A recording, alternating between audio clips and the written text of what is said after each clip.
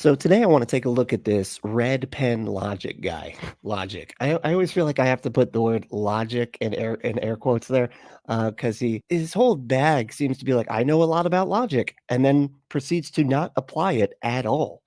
It's quite incredible. So we're gonna get into it. This is on the God of the Gaps. Now we're gonna start out. He's gonna play a clip from Neil deGrasse Tyson, and then he's going to explain what the God of the Gaps is and exactly how he doesn't do it. And other Christians like him don't do the God of the Gaps thing. Yeah, let's take a look. Will never be one to tell you what you should believe or what you should not believe. What I will say is that if you want to say that where we don't understand things, that's where God rests, the God of the Gaps argument, because I get asked that all the time. What was around before the universe? I don't know. Must have been something, God. So they got to stick in God where we're not there yet. And I just say, we got top people working on that. It's a current frontier. We're not there yet. And given the history of the moving frontier, where people had previously said, well, God must be operating, we're long past that. Those explanations have come. And so there's no compelling reason to say God did it and then sort of give up and go on to the next problem. The God of the Gaps refers to a way of arguing that treats gaps in scientific knowledge as evidence for God. On this view, science explains a whole bunch of things, but when it cannot explain something, you just say, well, science can't explain it, therefore God did it. This is an argument from ignorance, and it's an informal fallacy. Everything he said so far is correct. That is absolutely right. It is an argument from ignorance. An argument from ignorance is when you don't have an explanation and you think that just any explanation will be better than no explanation, when we could just say we don't know, right? Any explanation is not better than I don't know, right? That's that's how you discover things, right? And then you base what you do know off of actual evidence that leads you to your conclusions, instead of starting from well, who knows what it is, so it has to be this. Like, well, what else could it be? It's usually framed in ways like that. Well, what else could it be, right? Using it like this, he's saying that, like, it's when people say that gaps in our scientific knowledge is evidence for God. I don't feel like I've ever heard it phrased that way. It usually is just like Neil deGrasse Tyson was talking about. Well, what caused the Big Bang, right? What caused the things like that? And the answer is we don't know, right? We don't know. As far as we could tell, there's a lot of evidence to suggest that there was quantum fluctuations, and that caused an extreme amount of energy to expand, right? And then it was really hot and then it cooled. It was a whole thing, right? That's what we have based on evidence, but we don't actually know, right? We're still doing our best to try and figure it out. It's information that we don't really have access to given our current situation. As you can see, he does know what the God of the Gaps is, and he does know what an argument from ignorance is. So let's see how he's going to apply it. An example will help. Years ago, superstitious people thought that lightning came from the lightning god. Now, this was a gap in knowledge where many people just assumed God did it. However, using the methods of science, we now have come to believe that science can be explained as an electrical discharge. Now, notice the god of lightning disappears as soon as you go into the lab and study atmospheric physics. Also notice how on this view, as scientific explanations increase, God explanations decrease. Again, still all good. Yeah, I totally agree. I don't know. Are you arguing for the atheist here? I'm getting confused. Who is he arguing for or against it? Because it seems like it's the opposite of the argument he's trying to make. If he's trying to make an argument for God, walking everybody through how we used to believe that back when these holy books, that like the one that he believes in, back when they were written, we had like no scientific knowledge. And so we explained everything through God's magic, right? Just, oh, it must have been the God that I believe in, right? And it makes perfect sense because anthropologically speaking, like our brains got to a particular point where we wanted to ask questions, right? We found it valuable as a species to ask questions, but a lot of questions don't have answers or any way of finding those answers, right? So that's a perfect way to just go, okay, we'll put that in the God bag, right? We don't know. We don't know. That means a God did it. We're moving on.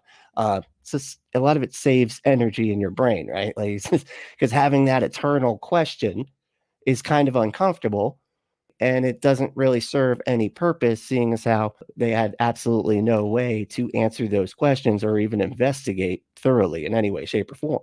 So it's just kind of a wasted brain energy to sit there and get frustrated over questions they can't answer. So we invented the God bag, right? You put it in the God bag, then you don't have to worry about it. Then it's like, okay, now we can just move on. And then we can move down to questions that we can answer. I don't know why he's bringing up, especially like the lightning god, right, with Zeus, which is like an example that a lot of atheists bring up because it's a perfect example.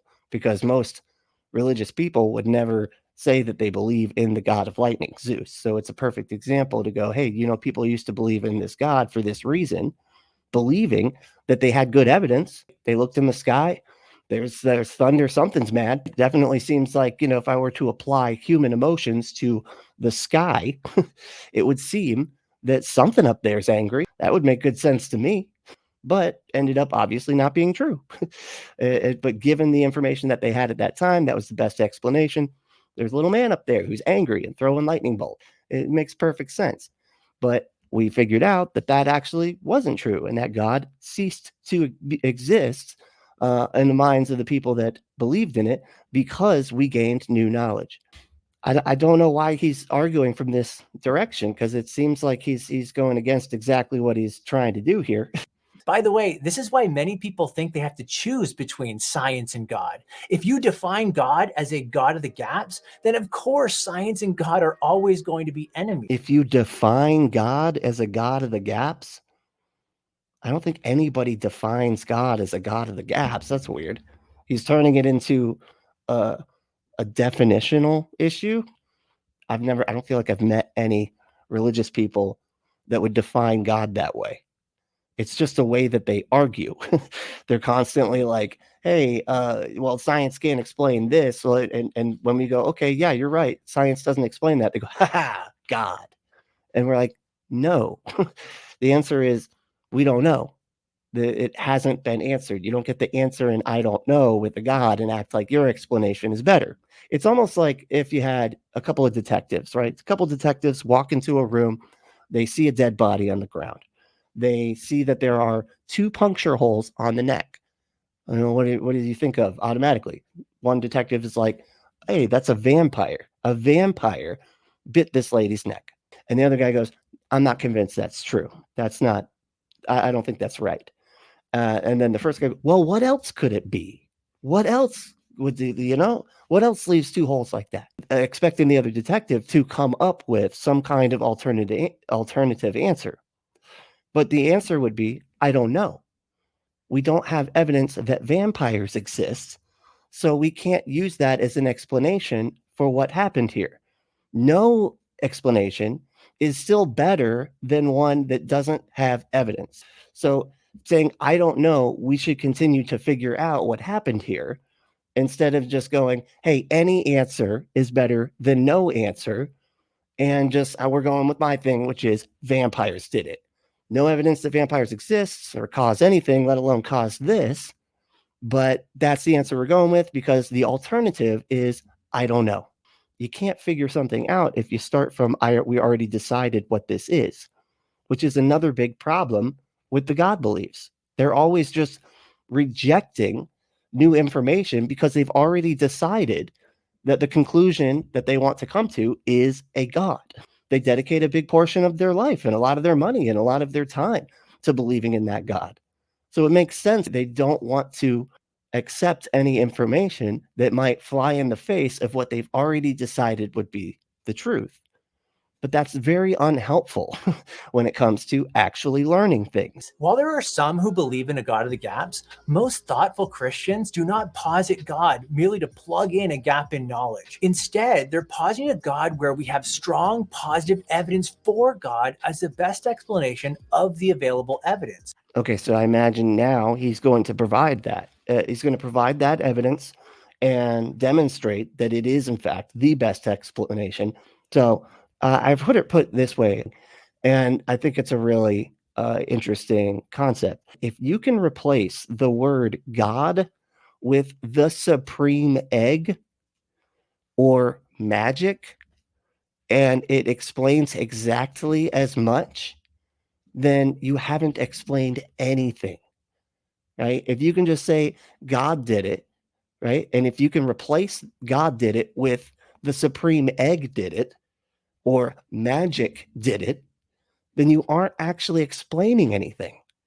You're just saying that there's some explanation that can be filled by any kind of magical supernatural thing, and in other words is just a gap in our knowledge. We don't know how it happens. We don't know why it happens. Therefore, the supreme egg. A God where we have strong positive evidence for God as the best explanation of the available evidence. So these arguments are not based on what we don't know. They're based on what we do know. Interestingly, the Bible never defines God as merely a God of the gaps. Why would it do that? why would the Bible be like, oh, and just by the way, this is just the God of the gaps. He's just a God that like just fills in gaps of knowledge that we don't have, right? He just like what we can't explain by science, that's where God lives. And that's going to be in the Bible. The Bible was written before we had any science. What are you talking about? That's why the Bible is the Bible, is because there was no science back then. If you think about what happened right from the beginning, man just was able to start thinking and start being able to communicate the way that we do today. But they have no information, no knowledge of anything. They're just like, why am I here? What is this all about? What is this universe I'm in? What is this world I'm in? What is water? Why is water so wet? All these questions. And if somebody showed up and just puts their thumbs in their armpits and is like, well, actually, I'll tell you. Now, here's what happened. Okay. There's a magical guy up there. I don't know if you know this. He made us. He loves us. Okay. He made us. He loves us. I talked to him. Okay. I mean, you're not quite there yet. I don't know why he wanted to reach out to me first, but he did. So I need you to listen to me about what the decisions that we're going to make. Because remember, I've got an open line with the guy up there that caused all of this to exist. So I think you need to listen to me. I'm going to make the rest of the decisions, and then that guy goes and tells other people, hey, this other guy knows what's going on here, guys. Come on, gather everybody around. He's going to tell us about why everything is the way it is. And everybody just sort of went along with that. It satisfied an itch. It satisfied the I can't figure it out itch. And I don't want to make up any questions. So I'm just going to ask somebody else who will just confidently make up stuff. And they clearly did. I mean, just look at the Bible. Look at the old ancient text. They're full of stories that are pretty crazy sounding. But they were given out by people that acted like they knew what they were talking about. And everybody just sort of believed it. And that's sort of where all these religions come from in the first place. Oxford mathematician John Lennox points out, Genesis doesn't begin with the words, in the beginning, God created the bits of the universe we don't understand. No, it says, in the beginning, God created the heavens and the earth. He created the whole show. But that exactly was what they understood, or more precisely, what they didn't understand back when the Bible was being written, which was everything. They didn't understand anything. So, of course, it doesn't say that. He created the whole show. This is why when Sir Isaac Newton discovered the law of gravity, he didn't say, I have discovered a law, so I don't need God. Instead, he said, this most beautiful system of sun, planets, and comets could only proceed from the counsel and dominion of an intelligent and powerful being. Isaac Newton did not view God as a God of the gaps, and neither should you. He committed the argument from ignorance fallacy.